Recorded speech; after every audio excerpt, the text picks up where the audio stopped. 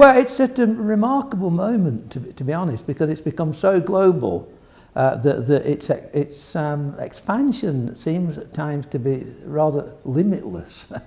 So what it's really done is it's changed the economic base of the game, and in association with the media and the growth of different types of media, it's brought the game to new corners of the world that you would not have dreamt of before. It's got a dilemma, actually, which I'm sure we could talk on a little bit later, but the dilemma is really, what is the focus of people's interest in the game? Is it the club? Is it the history of a region? Is it the nation? Is it really the Champions League or the World Cup? And depending on that, of course, is it men's football or women's football?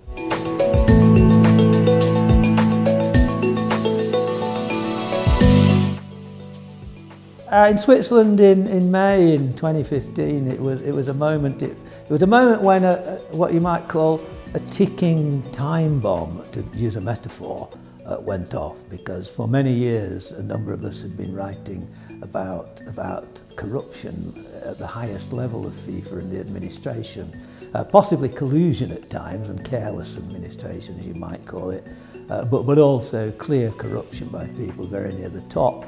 And for a while, the authorities did nothing. But what happened in Switzerland in 2015 is that the Swiss authorities, in many respects, emboldened or certainly provoked almost by the FBI and the United States Department of Justice, really took action against what I've tended to call the FIFA 14, and to swoop like it did and seek to arrest people concerned with FIFA at the highest levels, but people who were concerned with FIFA at the high levels from the confederations. Actually, it's very important to remember that, and other people such as agents who were working at the heart of the new flows of money in the game.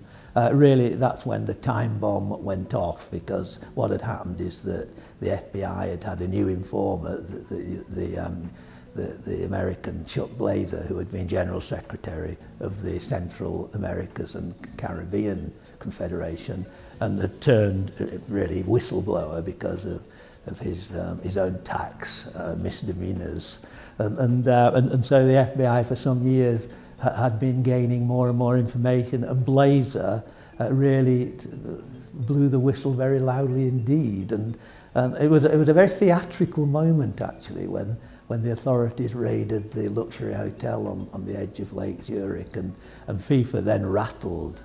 Blatter won his election the day or two later, at the end of that week, but a couple of days later announced at a special press conference, that he was standing down. So it was a moment when really what some of us have been researching and writing about was suddenly shared by the world, and it became possibly the biggest football-related story outside, say, a World Cup final or some huge political event to do with a big game that we've known, and it gave FIFA a chance to really think again, put its house in order, if you like.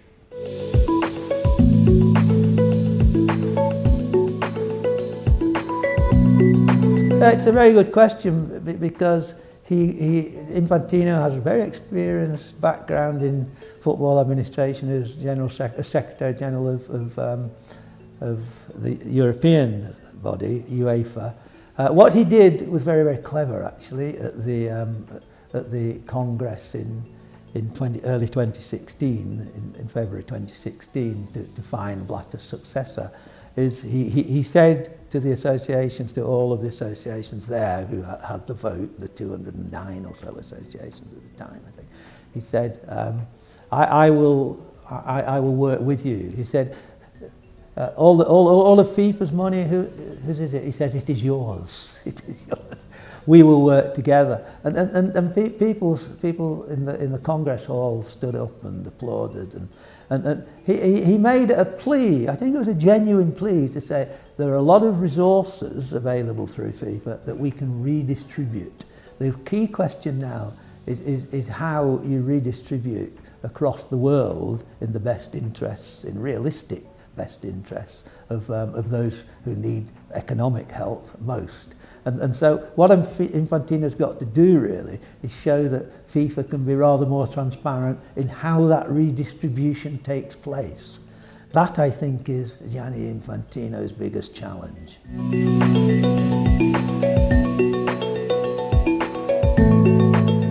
In an ideal world, they would all work together.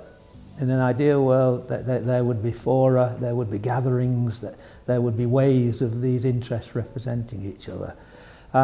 The clubs have particular power. The richer the game has got, the more money that has gone to the top clubs through things like Champions League rights and so on, which have led to players being extraordinarily valuable commodities in themselves. It means that the clubs in some ways have the biggest say, but they do not have the widest power. So the associations and then the International Confederation still have, and I think this is very appropriate, they still have the organisational power. So in my view, and the UEFA has done this a little bit, in my view, the clubs and the federations and the International Federation, FIFA, they must learn to work together more openly, and I'm sorry to use the word perhaps again, but more transparently. UEFA has started doing this by giving the clubs more space, if you like, in the structures of UEFA. But it must not only be the richest 4 or 5 clubs from each of the richest countries in the football world that represent the clubs, because then it would be much more a kind of continuing monopoly of the rich. And the people's game must not be allowed to develop solely along that line.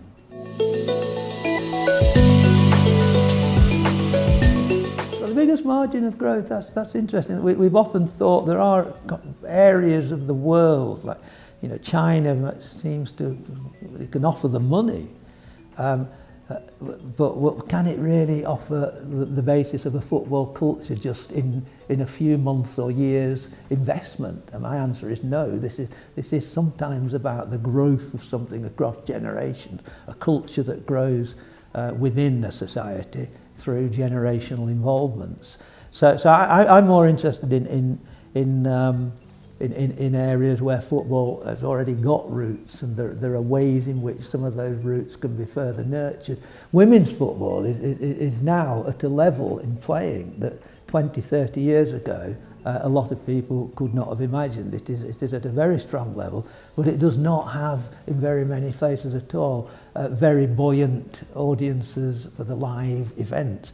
But if that could be developed in certain ways more fully, and possibly some of the established and wealthy clubs, existing clubs in the men's game, could do more. That some do quite a lot of this already, but could do more to help cultivate the women's game as a spectator phenomenon, rather than just an occasional interest for people at the level of, say, European Championships or the FIFA Women's World Cup. But because there are more women watching the men's game, there are more women playing in various societies through their teens and their youthful years. I'd love to see a bigger market, not just in special events of women's game, but a bigger market that combines live audiences, live crowds with the featured stuff on the media. It's one of the oldest questions in the whole of this area, and sometimes the argument that sport and politics shouldn't mix is the perfect recipe for corruption. Because to say that this is not political, this is just sport, and then people in a way are not accountable to governments, are not accountable to structures. Everything is political in my view in this way. Sport, and there's nothing wrong with that.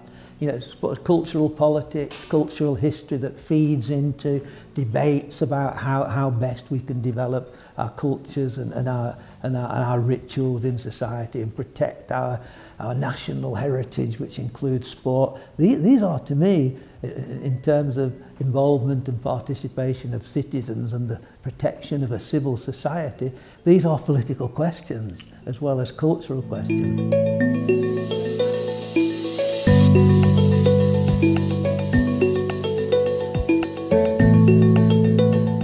I think young people coming into this business now need to combine an understanding of the historical legacies with the passion that without which football would not be the business that it is, an understanding, a sensitive understanding of those passions, but not to be too traditional about how and where the developments are, because all developments say across the new media platforms, as long as the product itself, as long as the ritual itself and the identifiable product of football itself is not threatened, all of them can be welcome. And I wish the new entrants into this business the best of luck in there. I do think there are some areas that as well the business has developed which are a problem. I think, for instance, some of the wealthiest people in the football industry, agents, have no accountability to anybody and are silencing the voices of players at times. And I do think we could encourage some developments, and people coming into the industry could ask why it is that certain sorts of actors have such a huge degree of control over some of the most important figures, i.e. the players, because I think the players could become, the top players, such inaccessible celebrities that we lose a really important human dimension.